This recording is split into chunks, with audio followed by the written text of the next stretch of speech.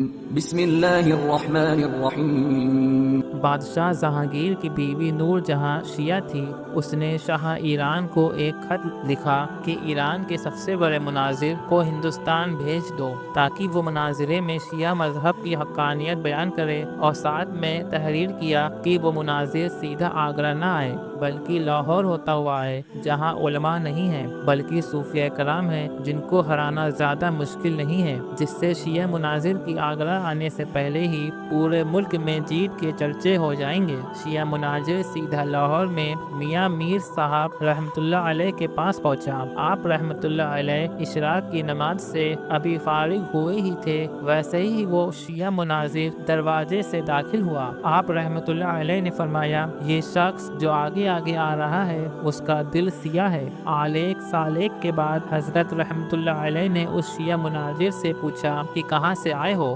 اور کیا کام کرتے ہو؟ شیعہ مناظر بولا، میں ایران سے آیا ہوں اور شان اہل بیت رضی اللہ عنہ بیان کرتا ہوں۔ میاں میر صاحب رحمۃ اللہ علیہ نے فرمایا، تم اہل بیت کی شان بیان کرو تاکہ سنی مسلمانوں کے ایمان میں اضافہ ہو۔ شیعہ مناظر بولا کہ حضرت امام حسین رضی اللہ عنہ کی یہ شان ہے، کوئی گنہگار شخص بھی آپ رضی اللہ عنہ کے مزار کے 40 میل کے ارد گرد دفن ہو جائے تو وہ بخش دیا جاتا ہے۔ میاں میر صاحب رحمۃ اللہ علیہ نے بار بار فرمایا کہ پھر سناؤ پھر سناؤ، اور پھر پوچھا کہ حضرت امام حسین رضی اللہ عنہ کو یہ مقام کیسے ملا؟ تو شیعہ مناظر بولا، امام حسین رضی اللہ عنہ رسول اللہ صلی اللہ علیہ وسلم کے نواسے ہیں، اس وجہ سے یہ مقام ملا۔ تو میاں میر صاحب رحمۃ اللہ علیہ نے فرمایا کہ جب نواسے کی یہ شان ہے تو رسول اللہ صلی اللہ علیہ وسلم کی کتنی عظیم شان ہوگی؟ وہ شیعہ مناظر بولا،